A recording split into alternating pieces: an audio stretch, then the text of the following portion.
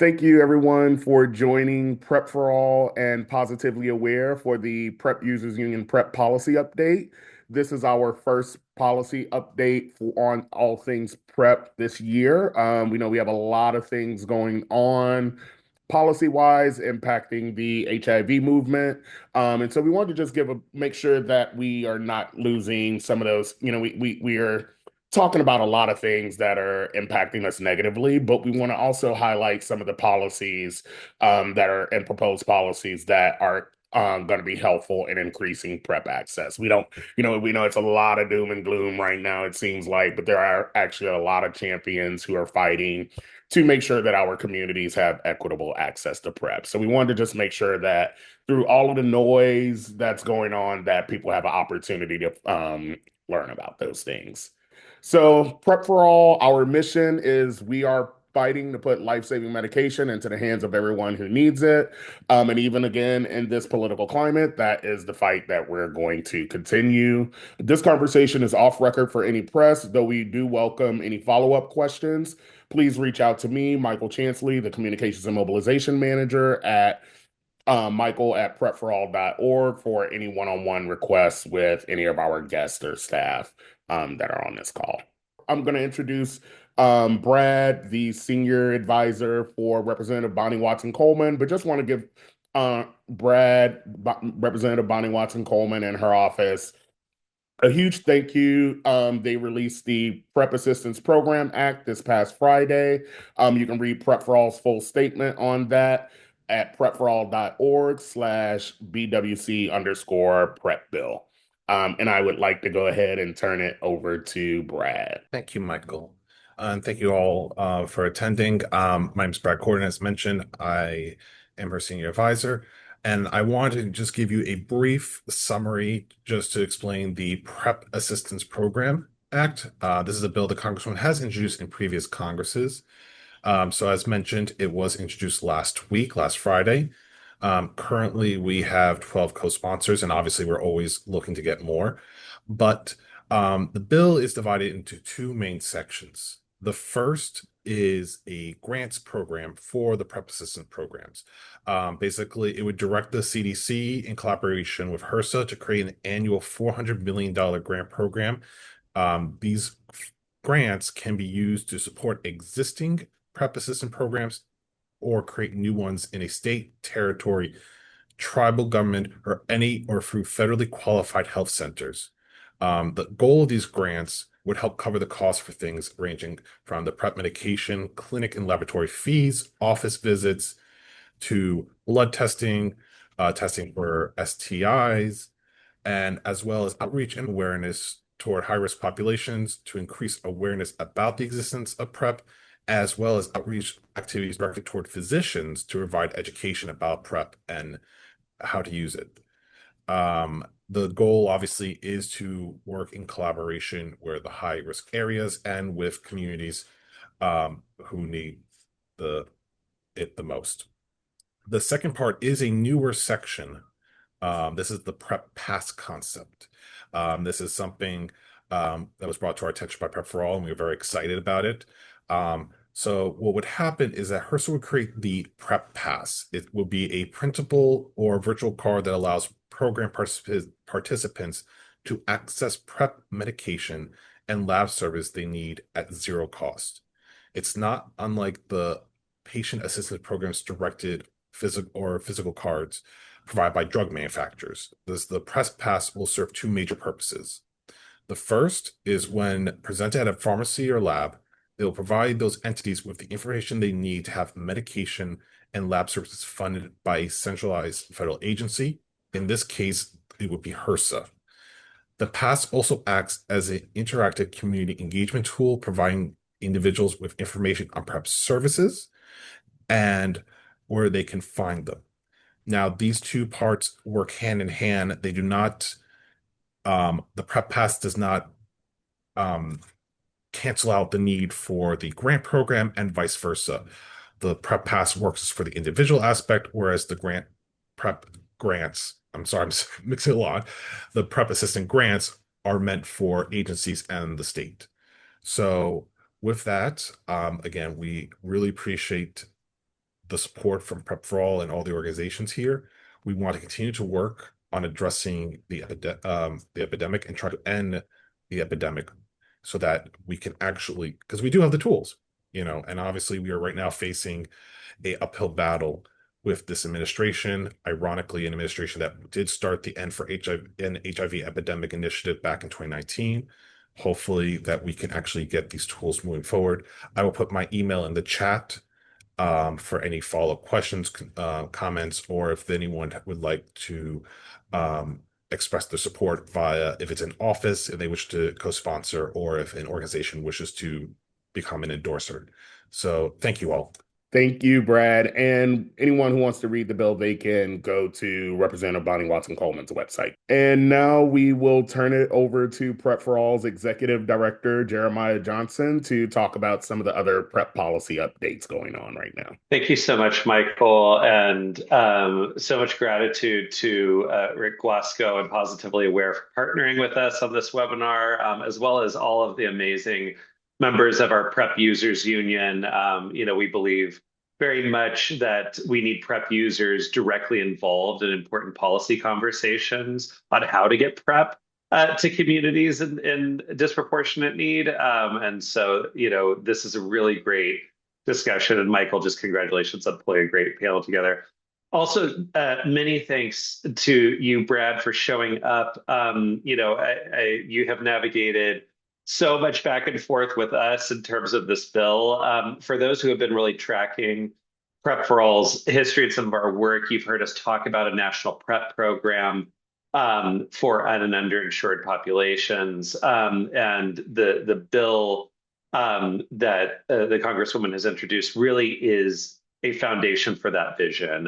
It is really visionary legislation that will modernize and streamline access for a growing population of uninsured individuals in America who need access to PrEP. And so we're really excited about this and very much encourage organizations to reach out to Brad to sign on as additional endorsers. And of course, if you have connections to congressional offices that you think would be interested in being co-sponsors, just want to re-up that request. And we're also happy to help out where we can at PrEP4All. So as Michael said, I'm just going to go over a handful of other priorities. This is not a comprehensive landscape of all things related to PrEP. It's also domestically focused in this particular conversation, though we are very excited to have John Mead on to help reorient us to some of the global priorities. But from where PrEP4All sits, these are some of the things that we're tracking as some of the major themes around PrEP policy priorities and things that are moving right now as we are looking at it from February 2026.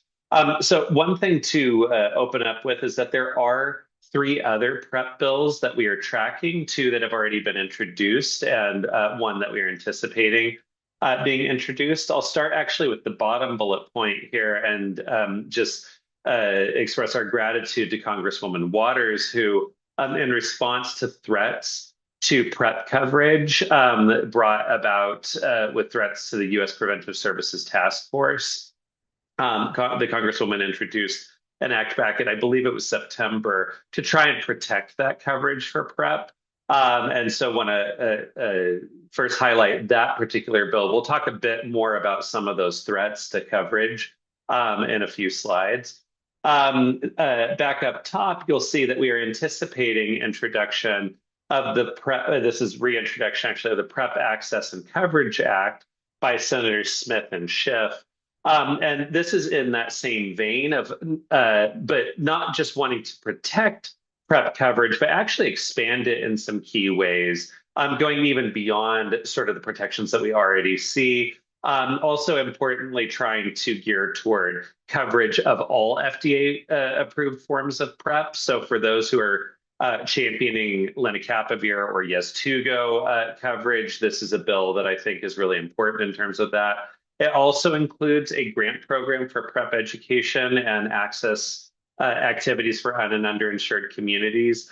We're big fans of the PrEP Pass concept in the Bonnie Watson Coleman bill. But this also, is parallel with that in many ways. But really, those 2 together, I think, is a legislative package for PrEP in the making that will really make sure that we're getting PrEP access to everyone, regardless of whether they're uninsured or insured in America. And that's important that we have full coverage for everybody within America's very complex and broken and increasingly underfunded system. The final one is we have also recently seen a bill introduced by Congressman Mark Pocan. We love him and his office. Malka at his office is a wonderful champion for us. This bill would allow Medicare beneficiaries to receive screening and furnishing of PrEP and PEP services at their pharmacy. This is an extension of a broader push to make pharmacies into access points for PrEP and PEP. That I'll talk a little bit more a bit further, but that's another bill that we're looking at this year and looking to support as we are able to. Again, harkening back to something that's really the heart of why PrEP4All was founded, we've been talking for years about a national PrEP program, really to bring that focus to un and underinsured populations. There's a lot of discussion about coverage for people who are insured, but this is some place that this is really where PrEP4All leads as an organization in terms of PrEP. And so wanted to give people a quick update on where that discussion is. The brief history on this is that we have been looking in three primary ways to further this conversation. The conversation around National PrEP Program got a big boost back in 2022 when President Biden and his administration called for a $9.8 billion investment in such a program and called for it in their FY23, FY24, and FY25 budget requests to Congress.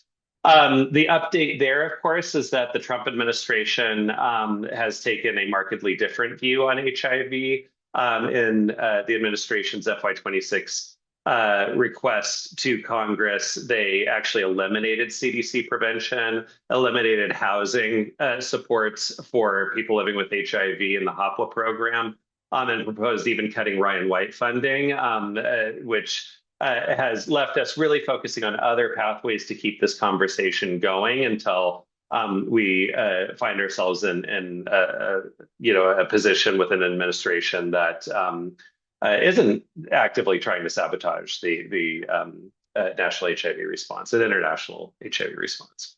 In terms of following up on that, I think the PrEP bills that we just talked about, and particularly the bill that's been presented by Representative Watson Coleman, is our vision of keeping this conversation going and making sure that it moves forward at this time. And we're really excited and grateful for that particular pathway. We've also continued through the appropriations process to make sure that this continues to be part of that conversation. We had successfully over the past, since FY23, we had secured a $25 million increase to CDC's Division of HIV Prevention for PrEP expansion activities and building the groundwork toward a national PrEP program.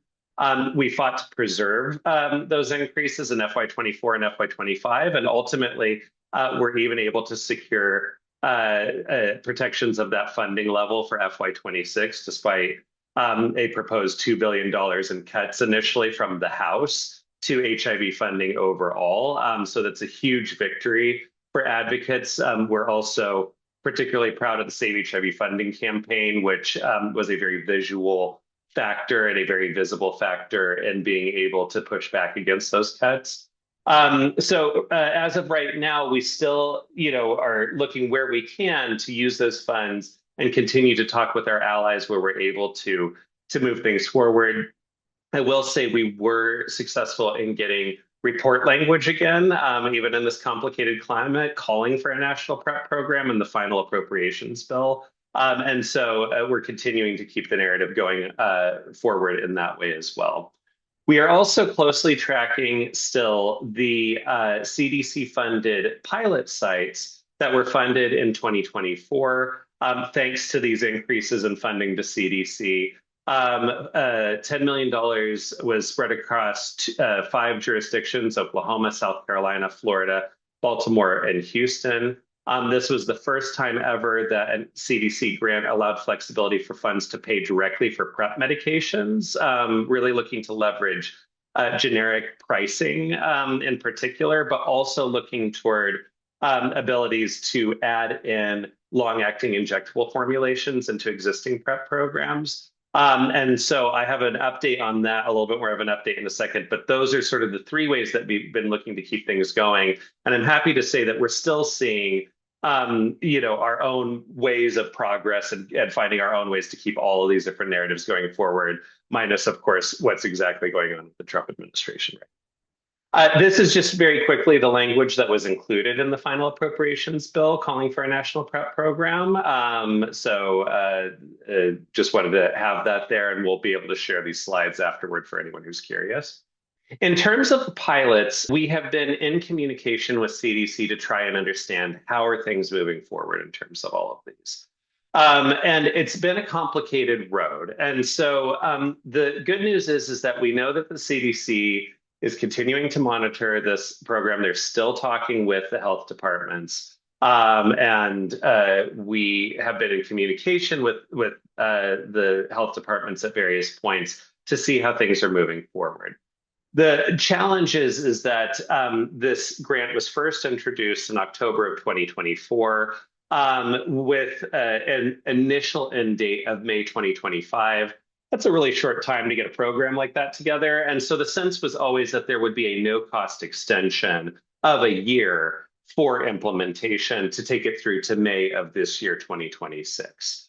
The challenge is that following the election and the enormous disruptions and chaos brought by the Trump administration, there was a lot of challenge for health departments to know exactly how to move things forward. There was a question of if the no-cost extension would go forward. Ultimately, it did go forward. But I just bring up that complexity to say that where we're at right now is we have some visibility that we've gotten from CDC for that initial period from October 2024 to May 2025.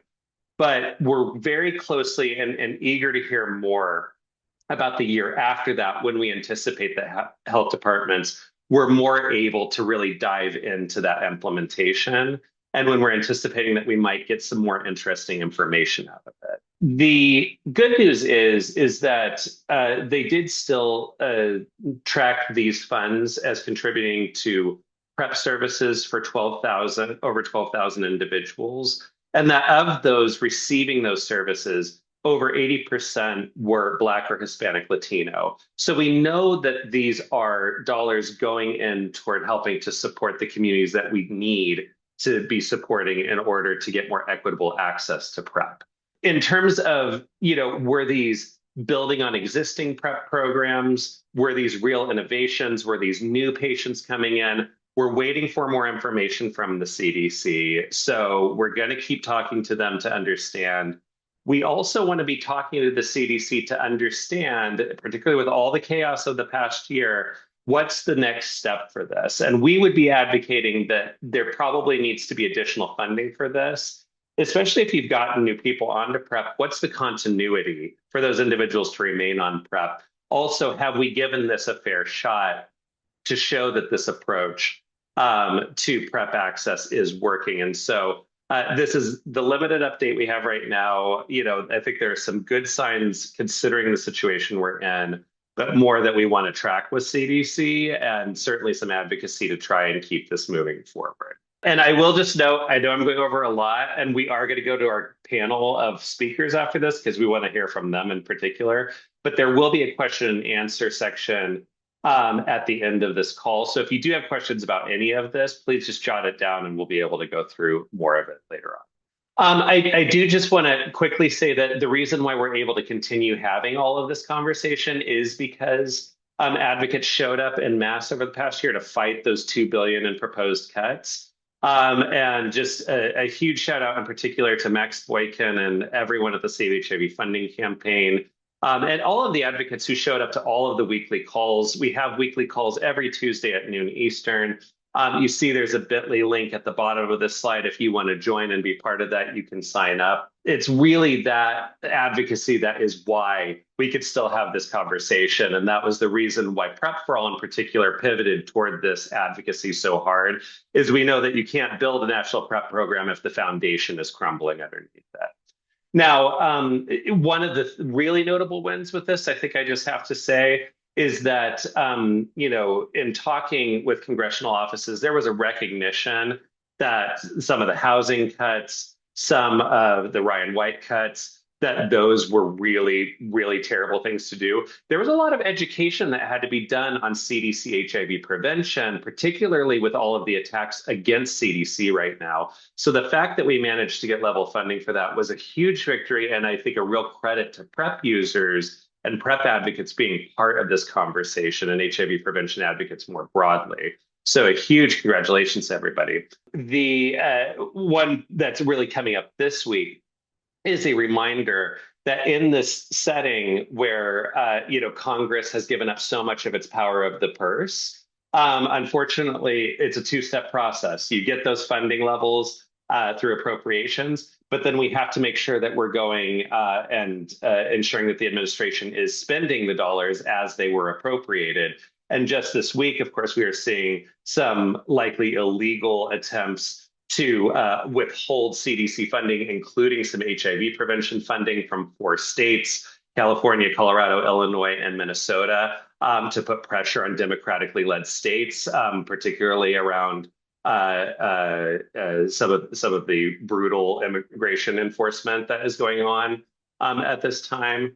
And so advocates, we have to stick close. That's something that we're focused on this week. And so it's always going to be a two-step process and all that we're doing. But I do want to give us our flowers at the same time, give everybody a huge shout out, and just remember to feel your power in terms of all of this, because we do still have power even with everything that's going. Just want to add, in addition to these implementing and advisory organizations, we have over 150 other organizations who have signed on in support of the campaign. So if you are interested in supporting the campaign, Max put the SaveHIVfunding.org link in the chat. So you can always, leadership at your organization can go and sign on.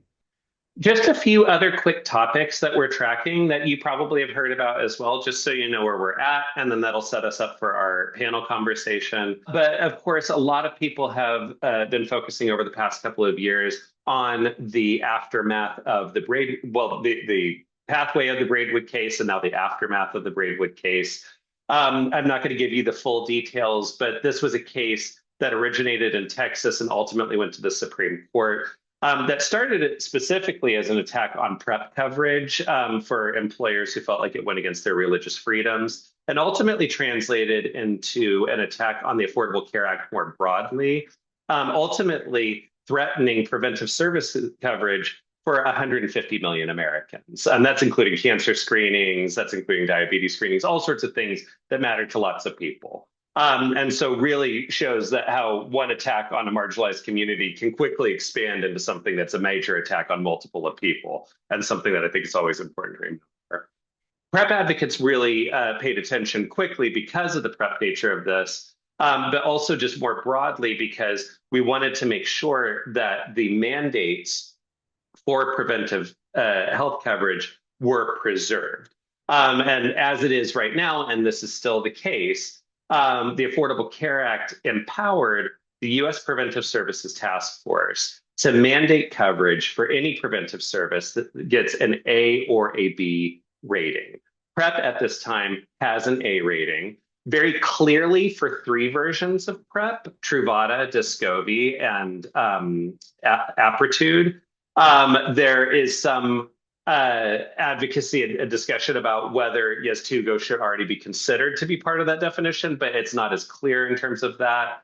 And it is a gap there in terms of where we're at right now in terms of the coverage. But in general, a great many individuals are receiving PrEP thanks to these protections that say that you should not have to pay for any cost sharing out of pocket for PrEP on the majority of private insured plans and Medicaid plans in the United States. But this case directly attacked that. And so we were really following that and doing a lot of advocacy. What ended up happening is last summer in June, the Supreme Court ultimately did uphold the constitutionality of the USPSTF, which was a win and a huge relief. However, with the caveat that in order to not run afoul of the Constitution's appropriations clause, they specifically highlighted the health secretary's capacity to oversee the task force and reject their recommendations or approve them. In other times, that may not have felt so concerning, but at a time when RFK Jr. is the health secretary, and he has gone on record saying that he, at least in the past, did not believe that HIV caused AIDS, there's a lot of concern. Also, we've seen RFK do an awful lot of meddling in terms of immunization practices in the United States. And as early as August of last year, we saw a Wall Street Journal post reporting that there were plans to do that same type of meddling to the task force. Heretofore, we have not seen that, but advocates remain on high alert. The good news is, as I channel some of my more legally minded colleagues, there are sort of rules in place in terms of timelines and procedures for updating recommendations. There's also a legally required 1-year delay in implementation of any recommendations. And so the solid footing that we're on with the PrEP recommendation we have should give us some space in case we need to push back on some meddling in terms of all of this. The advocates are not taking any chances. There's a lot of organizing that's still going on, a lot of conversation about what can be done in case there is meddling with these constitutional protections. You know, we're going to keep paying attention in terms of all of that. Also, again, there remains that question about lenacapavir or Yeztugo being part of the conversation, and there's a lot to be done there in terms of advocacy as well. That's a real opportunity cost if we're not able to advance that conversation. I will just say there are some conversations about what can be done at the state level. This is from the United States of Care, their Preventive Care Services Hub, which you see the link below, is a great source. It's a conversation about USPSTF protected services more broadly. This isn't just PrEP specific. I do know that there's a similar map that the Center for HIV Law and Policy Innovation, Center for Health Law and Policy Innovation at Harvard is working on a similar map for PrEP and PEP.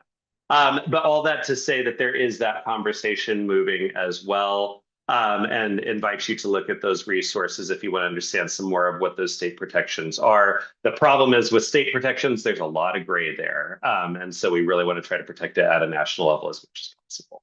The final PrEP priority that I did just want to elevate that's had a lot of momentum in the past couple of years is pharmacist-provided PrEP.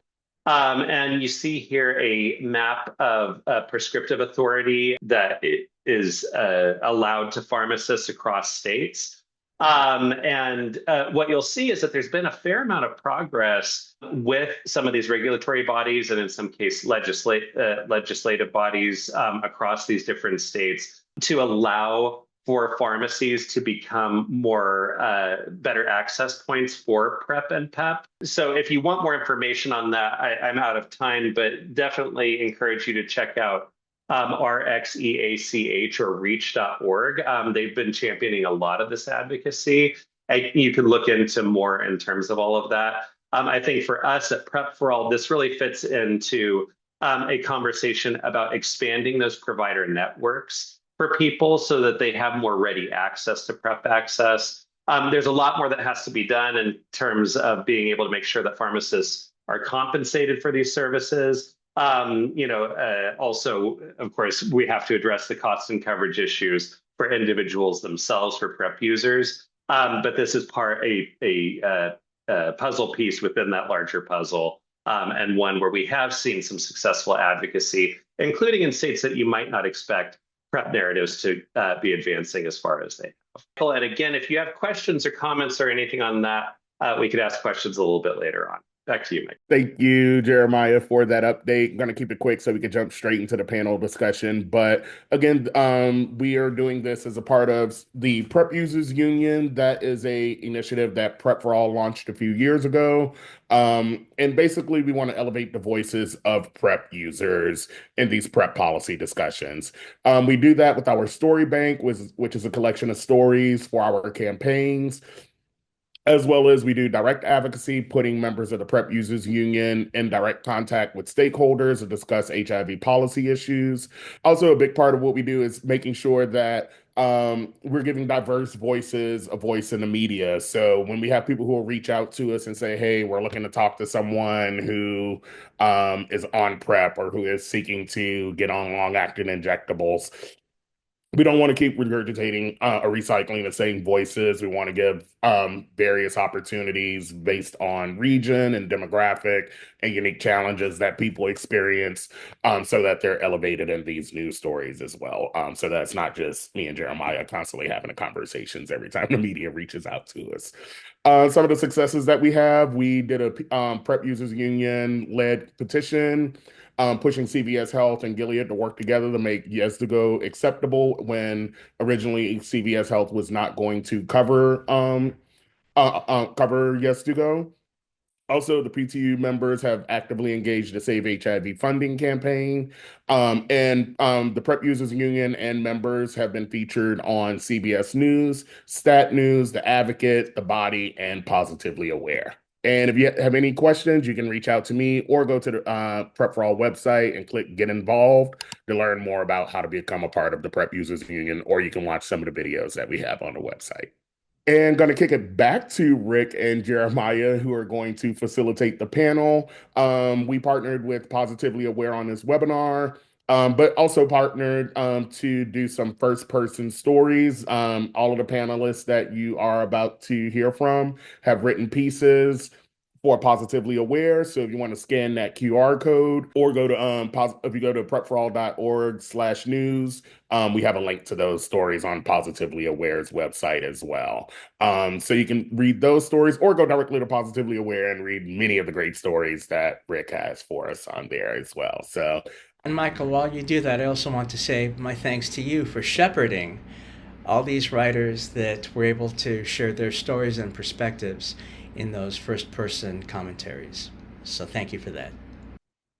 We want to welcome Michael Chansley, of course, of PrEP4All, Sean Levishvili, who is also another member of our PrEP Users Union, John Mead, who works with our beloved partner AVAC and is also a board member for PrEP4All, Joseph Cheruby, who is an HIVMA board member. The HIV Medicine Association has been just such a great partner with us on so many things. And Julia Rosebush, who is also an HIVMA board member. In your pieces, each of you discussed navigating PrEP care with providers who lacked knowledge of PrEP. As PrEP users and advocates, could you further explain how easier access to knowledgeable providers could increase PrEP uptake and retention? And what policies and funding would need to be enacted, in your opinion, to improve access to knowledgeable providers? So, yeah, I spoke about when I first, and it kind of took me a long time to get on PrEP. I think I would say largely because I quite frankly couldn't believe science had gotten to that point growing up, like in what I like to call is like the Joey DiPaolo era, where it was so much doom and gloom, and where sex, like gay sex, was taught that the inevitability would be contraction. And so it was kind of going from an overwhelming fear to this kind of questionable assurance that they came to a point where they have a medication that can really be an active prevention service. So it took me a while to kind of get to it and to even bring it up to a doctor. And when I did go to the doctor, he was like, "Oh yeah, yeah, I've heard of it. I put some I put some patients on it." I'm okay. You should know. You should have more than heard of it if you're putting people on it.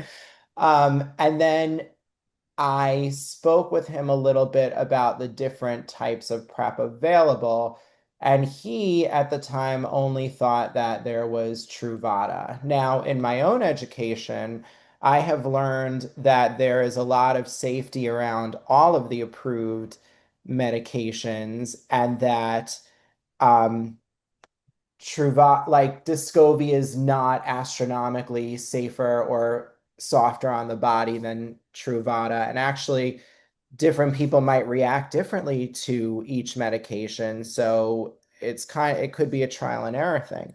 But the doctor I met with had only known about Truvada, and I remember Googling like Descovy in his office with him. So we were like kind of learning at the same time. Now, he was not a queer focused physician. I have since switched to a clinic where the PCP is really, really well versed in all things preventative and PrEP and PAP, and encourages people to really know their options. So I would say, and the other thing is, I did not know that I could get uh, Descovy and PrEP for free, no out-of-pocket costs. And my friend had to show me a Gilead coupon that I brought to CVS. So I think, because there's fear around all of these subjects, both around, HIV prevention and also navigating insurance, I think it would be so helpful to have educators, physicians, and medical specialists be able to either have that knowledge themselves or to refer their patients, or even provide like little packets of information, because it's once you learn it, once you understand how to get it and how to take it, I think it's absolutely unbelievable. But I think for certain people that maybe this sounds like it's too good to be true, you have to kind of educate them a little bit, help them understand how to take the medication, also what medication might be right for you, because some people are not great with a daily. Maybe they need an injectable that lasts a few months.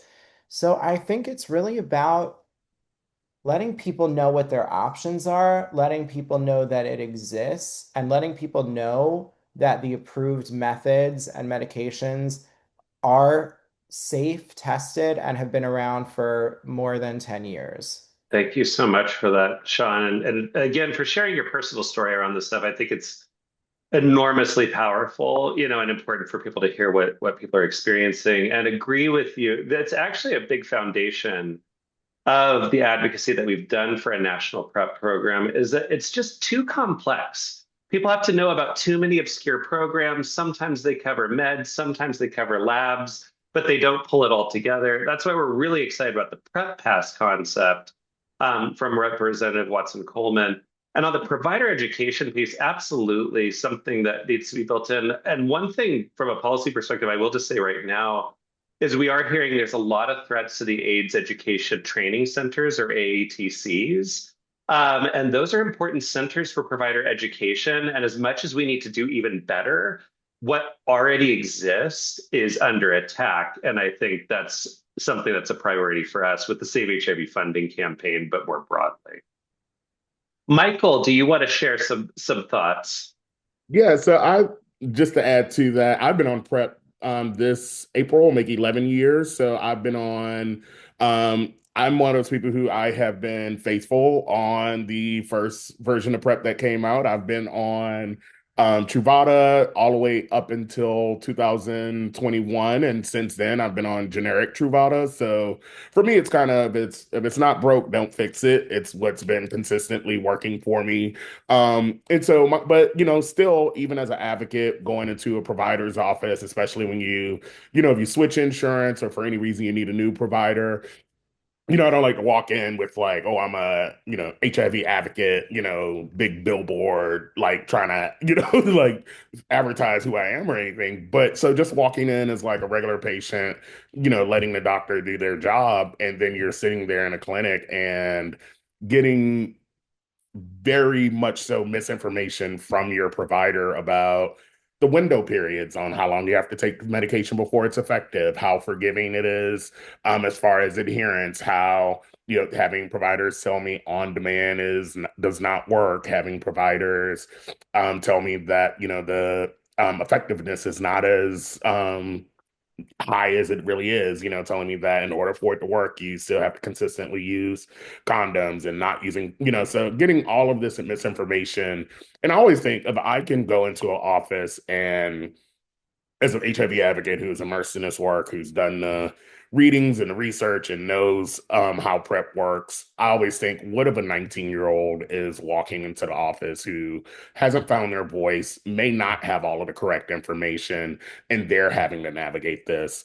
Not only having to navigate getting the correct information about PrEP, but then also having to navigate, medication assistance programs and bringing in proof of income and doing all of these convoluted things just to get a medication that can help you stay negative. Um, I at 19 years old, I would not have gone through those hoops to access PrEP. That's just me being honest with myself. I would not have argued with the provider. I would not have argued with a medical assistant. I would not have gotten on the phone with a medication assistance program or arguing with people at the pharmacy. I just would have said, okay, I don't need this, and so um, that's just me knowing who I was at 19 and before I stepped into it, being an advocate. So that's why I think it's really important that we have providers who are able to build trust, who are able to educate, who are, and also reducing those barriers to access once you get a knowledgeable provider. So I think it's very important that as we look at these bills that are being passed and also looking at the threats to HIV funding, that we're making sure that we have the resources to educate providers, educate medical staff, educate communities as well. Because one thing we do know is it's harder to debunk misinformation than it is to spread the correct information. And then when that misinformation is coming from somebody who you're trusting with putting your health in their hands and they're telling you misinformation, we know that becomes an even bigger challenge to accessing PrEP. Thank you so much for that, Michael. And you and I, we work together all the time. So I know we agree. Simplicity is key. But we've heard that from a lot of PrEP users and agree. And just real quick, first of all, I don't think that Latanya's on right now. So if she jumps in, we'll circle around to her. I do encourage people to read her piece as a Black woman who navigated some really complex pathways in order to get on to PrEP. It's a really fantastic story, and she tells it so well. Also, just thank you, Dr. Hooks, for your comment in the chat and for uplifting Health HIV. They do have a lot of great educational resources, and so definitely appreciate you lifting that up as well. Rick, over to you for the next question. All right. Thank you, Jeremiah. I also wanted to jump in and respond to what Michael was saying, because PA is published by a nonprofit HIV/AIDS services organization. So a good many of my colleagues are case managers. And listening to Michael, I was thinking, God, there are so many people who could benefit from PrEP, who could also benefit from a good case manager. And I have one or two colleagues who are watching right now, who I know that this is part of their work. So please reach out to wherever you go to get testing. Ask them next, where can I get PrEP? Where can I get the information for it? And a good case manager will be a good resource. So, all right. Now with that, my question is for Doctors Rosebush and Cheruby. And that's, as PrEP providers, you've discussed the impact of HIV funding cuts on PrEP access for priority populations. What are the challenges that providers are seeing that are affecting funding and infrastructure? And what are some of the solutions that are being advocated for by the HIVMA?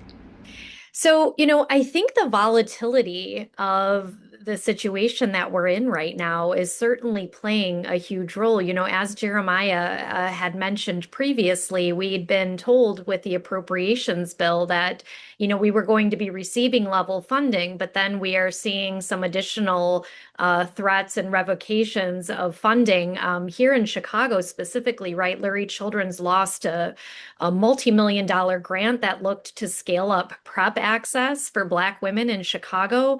We are really facing challenges right now, despite what we are hearing at the government level. I think the other thing that's really tough, and I think that this kind of goes back to what Rick was talking about with supportive services, is that in trying to run a program that promotes treatment and prevention for persons with HIV or who are vulnerable to HIV on the south side of Chicago, right? I'm heavily reliant on a large number of supportive services individuals, case managers, outreach and prevention workers, right, who are funded by these mechanisms to go out and to help scale up PrEP access. And when their jobs are on the line because of the challenges that we've received or know about with respect to funding, it can make for a very unstable workforce. And so as we're talking about, right, trying to ensure providers are providing PrEP, trying to ensure that the word about PrEP is getting out into community members. And for me, it's youth, right, where we really need to focus and concentrate these efforts. That can be a major challenge as well. So I'll turn it over to Joe to talk a little bit about his end as well.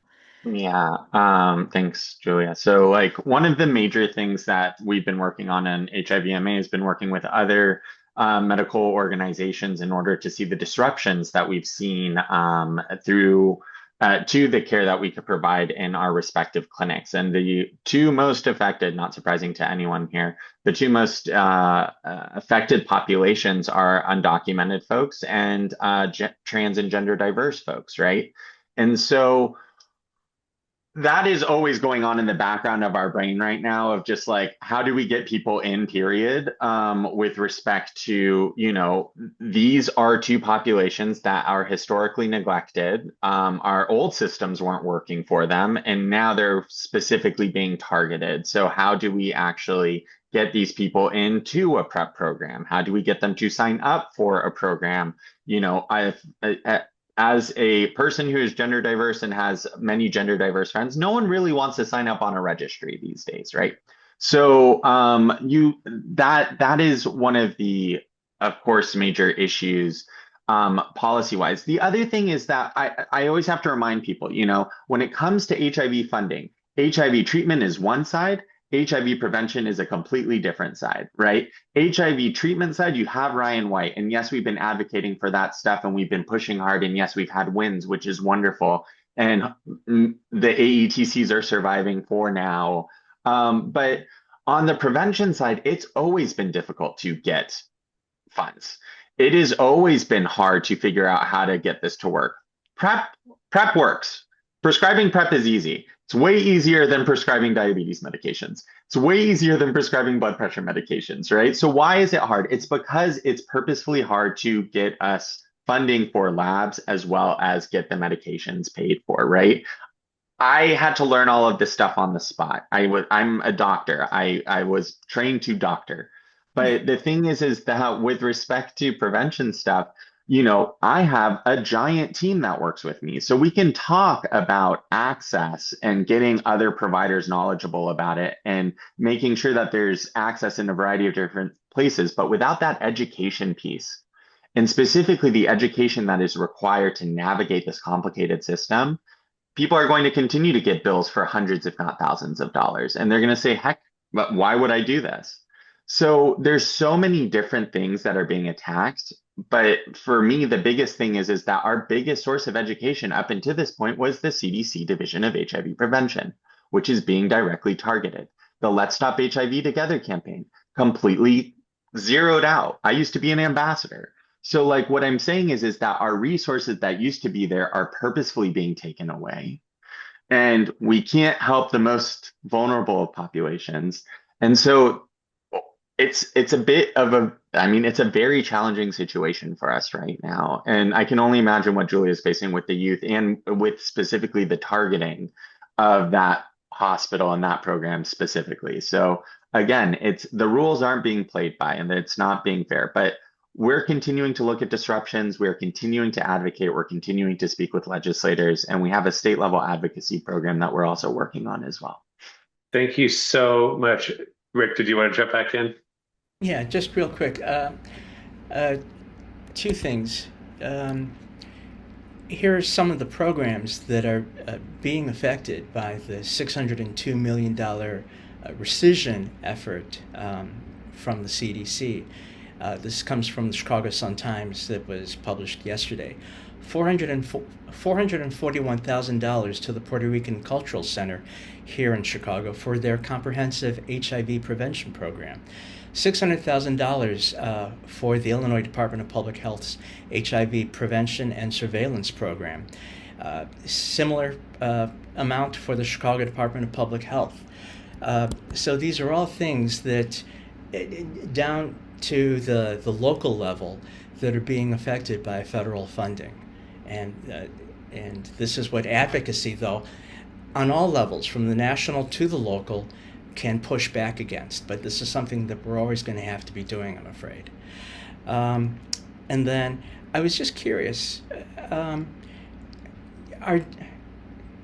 doctors ever reticent or reluctant to promote or support PrEP for their patients? Do any of their personal biases ever come through? For us, what I will say is that, we always talk about the PrEP continuum to care, identifying people who benefit from PrEP, getting them to see a doctor, starting them on PrEP, and blah, blah, blah, blah, blah. But the major caveat is you need a provider that is willing and capable of prescribing PrEP. We are the gatekeepers. And yes, we still stigmatize, and yes, we still discriminate. And yes, I still have people within a 10-mile radius, providers who have never prescribed PrEP. And yes, I still get people who are sent to me who went to 3 different providers, paid 3 different copays in order to end up in my office eventually because they were told, you really don't need this. The side effects are worse than what getting HIV. Like it's wild claims here.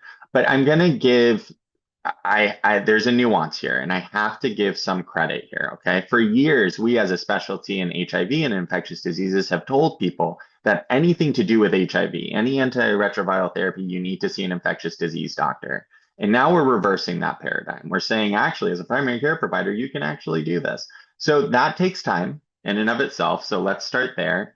The other caveat is that navigation piece. Without that navigation piece, it's impossible. Like, I don't want to deal with the headache of having to figure out why, how to remove this bill. And my patient's pissed off at me because their bill is going to collection and all of that. And we don't have 340B funds and we don't have all of these things.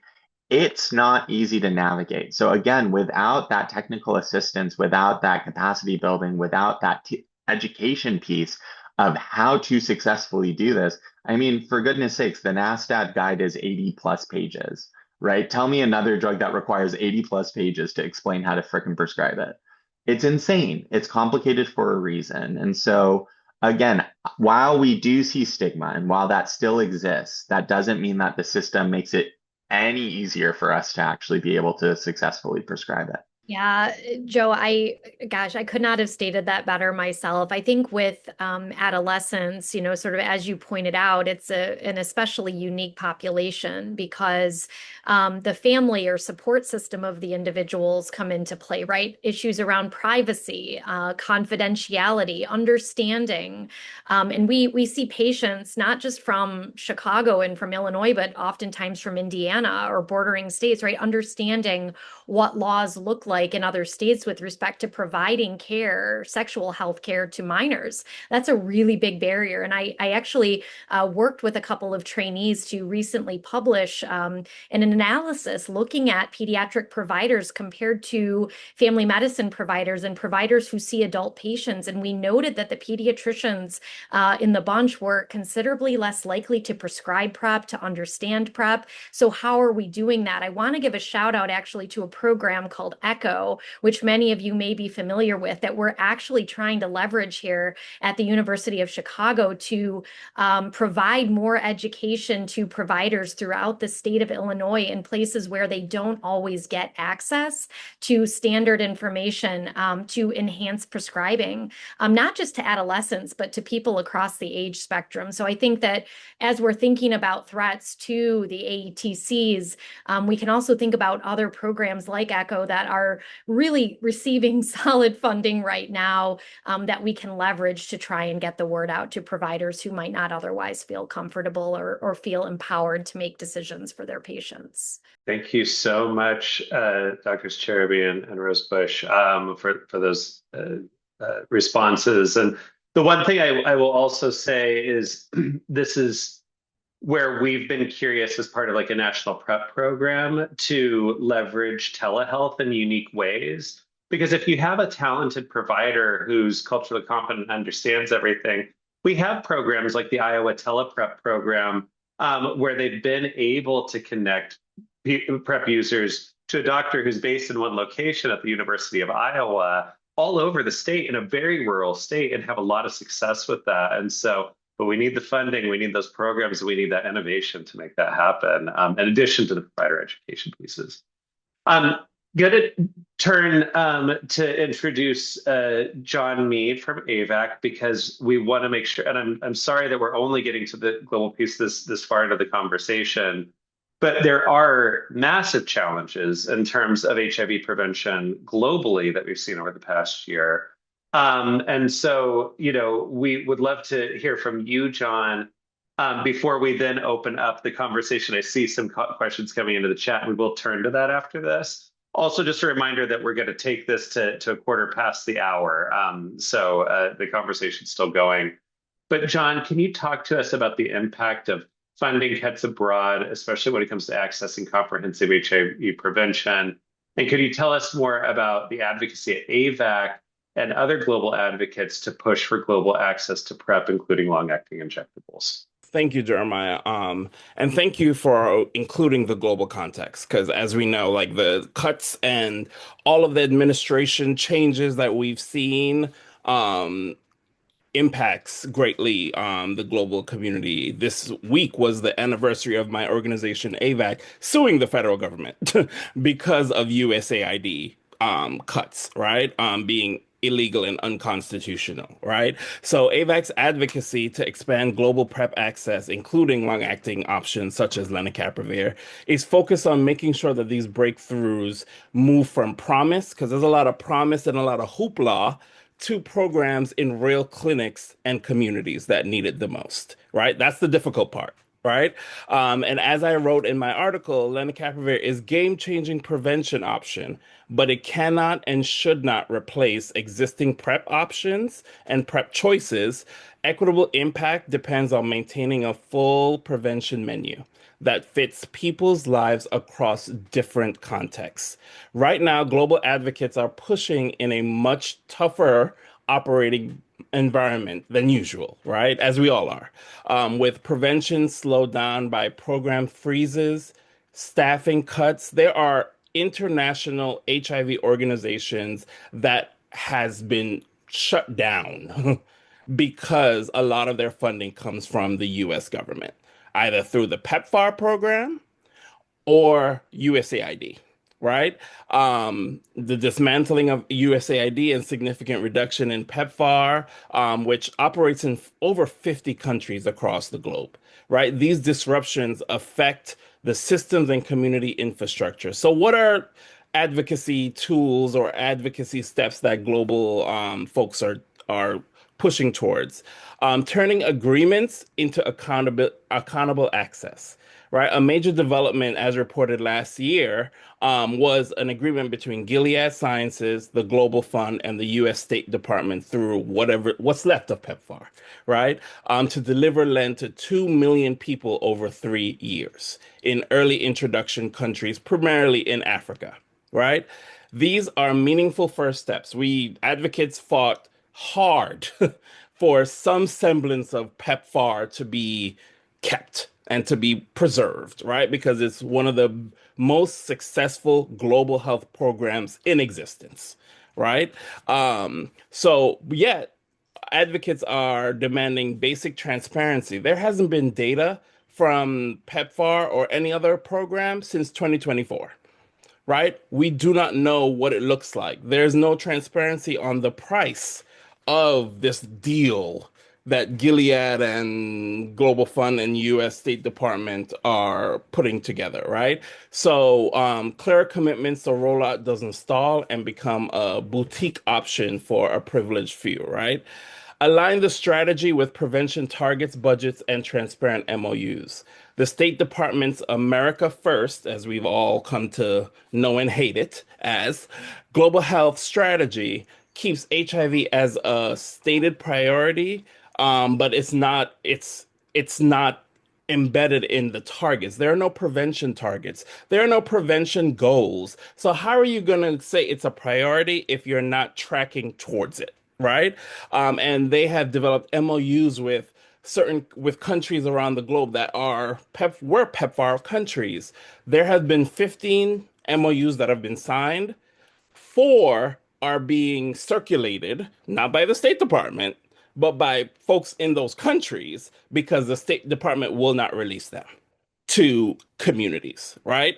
Where's the transparency, right?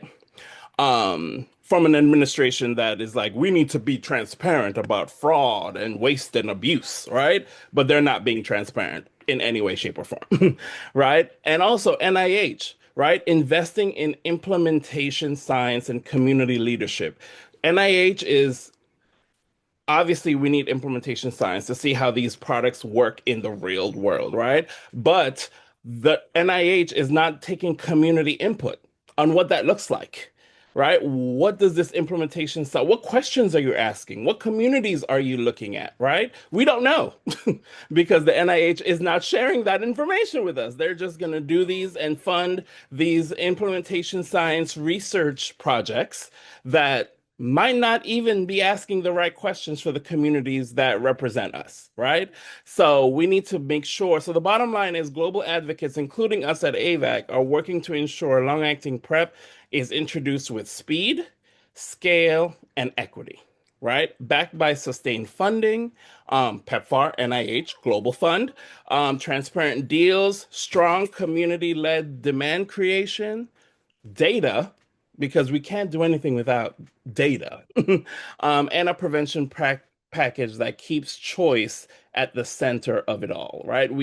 The federal government right now is using lenacapavir as a silver bullet, as I even state in my article. It's not a silver bullet. It is a great product that can change the game when it comes to HIV prevention and HIV epidemic, but it is not a silver bullet at all, right? It depends on the person, it depends on the community, and we need to make sure that that is evident. So we thank you all for keeping the global folks in mind, because they have dealt with some really traumatic and not even understanding what's happening here. Like we have to explain this is how our government works. The Congress is supposed to control the purse, but right now they don't.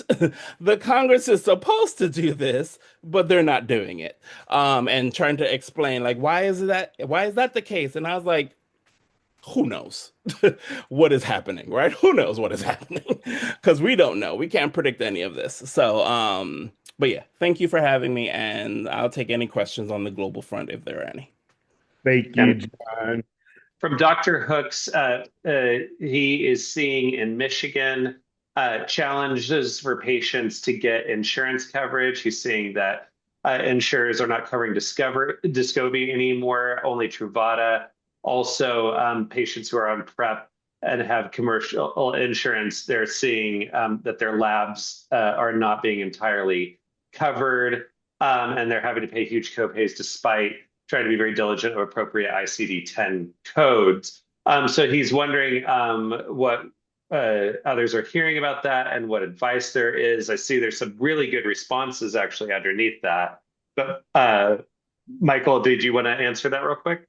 Yes. So a couple of years ago, PrEP4All, we launched an initiative called the Paying for PrEP initiative, where we allowed people to, if they were this was in response to what was going on with non-compliance with the grade A rating that PrEP received under the United States Preventive Services Task Force, which Jeremiah talked about a little earlier. And we got about maybe 180 people who filled out a form and said, I'm still getting bills for my PrEP, even though I should not be, because I have an ACA compliant plan, I should not be paying for it. And we started doing digging and talking to people, and it was various reasons why it was happening. One of the things that we saw commonly was you go to a provider in your network, and so you say, okay, this service is supposed to be free, so I'm going to go to a provider in my network, and I shouldn't have a problem getting this service covered. One thing that I didn't even know is that you can go to a provider in your network and the lab may not be in your network. Well, providers don't give you an option of what lab you want to go to, and nobody ever looks to see, okay, well, this provider is using this lab company. Are they in my network? So that one creates a barrier, a tricky way that like insurance companies can get around covering the full cost of PrEP. Also, we just saw some were simply just not complying. Or it could, as I saw somebody put in the chat, I think that it goes back to provider education as well. When you have, providers who want to prescribe, but, the code for drawing blood or, doing something for treatment and prevention, even though it's the same exact, you know, labs, maybe some of the same labs being drawn. If you're not coding things a certain way, the insurance company, instead of somebody getting on their desk and saying, hey, this is for preventative services, so we're not going to charge that, they end up charging it. So it's a lot of tricky ways that unfortunately these companies are finding ways around. And one of the things we are looking at doing is looking at opportunities where we can relaunch that initiative, because we know with all of these threats, people are going to get bills, and that could become a huge barrier to people being able to access PrEP. Which pivots to me support our work, so that we can continue to do this kind of work, investigate why people are continue to get challenges to PrEP. If you want to make a donation, you can scan the QR code, a one-time or recurring donation. And same, we've also put the QR code, so if you want to donate to Positively Aware and support both of us, you can do that as well. Thank you so much for that, Michael. Doing double duty, trying to do it really quickly before we run out of time. And I'll say that some of us could probably stay on for a minute longer to do some more questions, but great advice. Just the last thing we say for people who experience things, just go through that full appeals process, with an insurer. The vast majority of plans are supposed to be covering Descovy and those full services. You can always reach out to us for more advice in terms of all of that. But unfortunately, when you have extremely expensive medications and then insurers who are trying to maximize profits, you end up with rich people fighting for more money and not enough focus on access. Another quick question is from Ashwin from HIV iBase. We love iBase in the UK, asking about any advocacy to update the US guidelines for PrEP, which are behind those of the UK and Europe, particularly around women and trans populations, telling them that they still need a long lead-in for PrEP, when we know there's new evidence that's showing that you could start with a double dose 2 to 24 hours before sex, and that on-demand 2/7 dosing is now possible for women and trans people. And so I am wondering, I don't know if Dr. Cherubi, is that something you might want to talk about? I can answer that. The guidelines fell under their purview mainly through the CDC Division of HIV Prevention. What has been completely cut? The CDC Division of HIV Prevention. So while they were able to get the LEN guidance out through some miracle, the updating to the PrEP guidelines has come to a complete halt due to a lot of the people being laid off and then hired again, and then laid off and then hired again, because that's how science works. So HIVMA is looking into what guidance we can help with. I will say that there are other guidelines such as IAS, which has also been quite updated not too recently, and does represent those guidance that was stated there. But what I will say is that right now it's just a little bit of a limbo while the DHP and NIH try to figure out reorganization. Great. Thank you for that, Dr. Cherubi.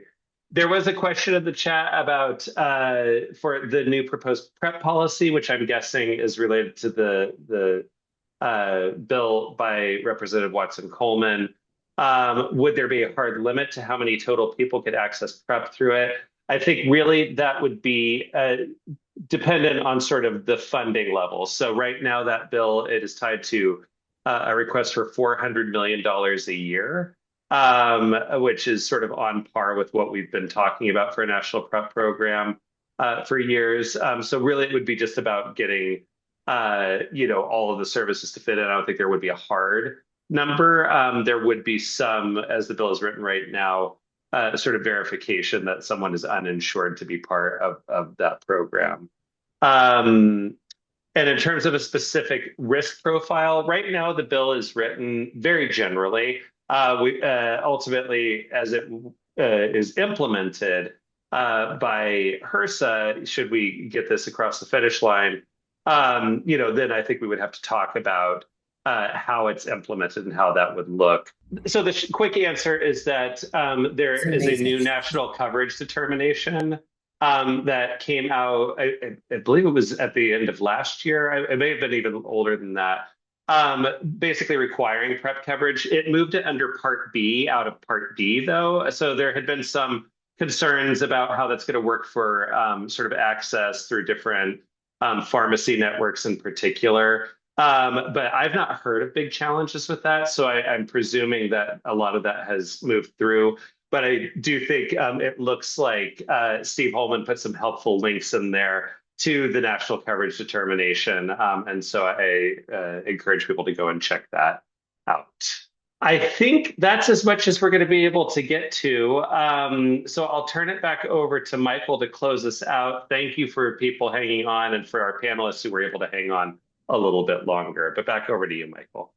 Thank you all again for joining us. Thank you. We have 45 people who stayed over the time. So thank you for engaging. The chat's been pretty busy, so I see everybody's been even engaging in each other. So we really appreciate that. We will have this recording. It will go up on both Positively Aware and PrEP4All's YouTube channels. I put all of our contact information in the chat. And again, if you're a PrEP user, current or former, who wants to get further involved in our work, join the PrEP Users Union by visiting PrEP4All.org /PrEP saves, or just click Get Involved on our homepage. And we will be at AIDS Watch and Synchronicity, so looking for more ways to engage, especially with the Save HIV funding campaign as well. You can email Max at PrEP4All.org to learn about how to get involved with that. Thank you again and again and again to all of our panelists. Please make sure you check out all of the articles that they've written. We dropped it in the chat, and when we put the video up, we'll put a link to it as well.